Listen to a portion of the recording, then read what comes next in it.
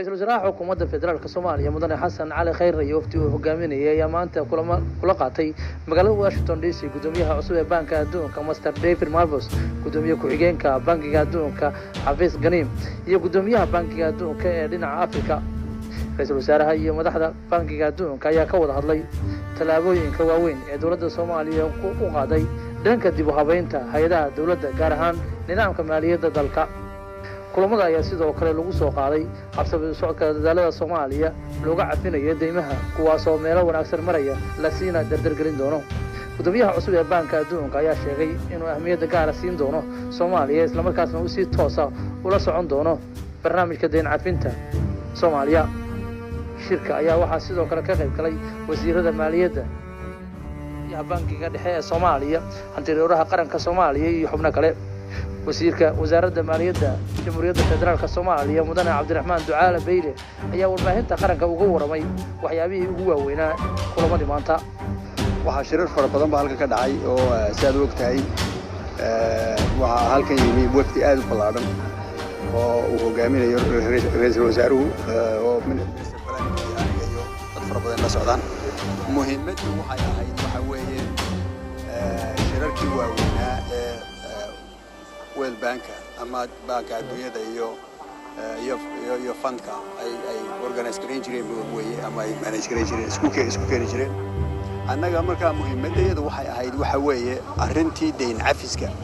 ayaa muhiimadda ugu weyn ahayd ra'iisul wasaaruhu markaa wuxuu muhiimadda saaray madaxweynaha cusub David Malpass oo aad iyo aad u soo dhaweeyay ra'iisul wasaaraha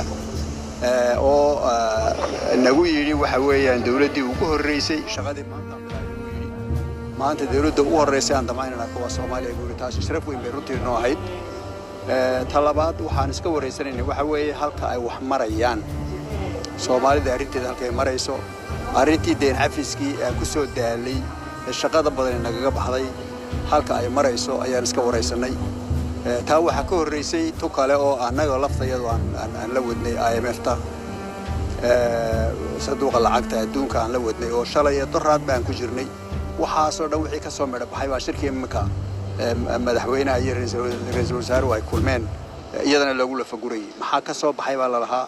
xageen ku socono xageen ka nimid halkeen taagana waa la islaa wararku marka halkaas ayay ahaayeen waxaan u socotaa si fiican bay u socotaa ra'iisul wasaare Xasan Cali Khayr iyo waftiga uu hogaaminayo ayaa booqasho ku joogi doona dalka Mareykanka maalmaha foodan ugu soo haya iyagoo uga qayb galaya shirka guga oo ay isugu yimaadaan inta badan hay'adaha maaliyadda dunida sanadkan ayaa waxaa jiri doona qayb u gaar ah Soomaaliya oo lagu qorfayn doono dhaqaalaha Soomaaliya iyo sidii dunida uga qayb qaadan karto kobcinta dhaqaalaha dalka iyadoo Soomaaliya ay albaab kasta u garaaci doonto sidii looga cafin lahaa deynta sida uu ii sheegay wasiirka wasaaradda maaliyadda dalka mudane Cabdiraxmaan Ducaale Beyle yani halkan dad oo dhan baa isugu yimi annaga markaa halkan waxaan u joognaa waxa weeye ra'iisul wasaaruhu inuu hogaaminaya inaan ciddii wax nagaga maqan yihiinba ama ciddii aan wax isku nahay wax nala qabanaysaba aan u soo bandhigno halka Soomaaliya taagan tahay halkan ka soo saaray halkan ka nimi iyo halkan ku socono dhanka kale wasiirka ayaa markale waxaan weydiiyay go'aanka kama damaysta ah ee dadka Soomaaliyeed ku ogaan doonaan waqtiga laga cafin doono deynta iyo in kale shirkii weynaa ee decision point kala weynaya ama shirkii qaraar qaadashada dalka deynta nagu leeyahay lahaayeen ayaa loo sii wada diyaar garoobaya leena annaga waan ka soo baxnay wixii la nooga baxnay goormu dhacay waxaan isku dayaynaa shirkaas inuu dhaco dabayaaqada sanadka inuu dhaco leena shaqada badan shaqooyinka loo baahay baa badan wadannadu budget bay u baahan yihiin budgetkooda geliyaan lacag ay nagu leeyihiin la iskama saxiixi karaan marka waxaan ku talin jiraa waxa weeye sida ra'iisul wasaaruhu ku adkaystay in aanay sanadkan aan la isla dhaafin rajo intee leeg bad ka qabtaan in Soomaaliya deynta laga cafiyo rajo weyn ma ka qabnaa rag waa kii heshiiya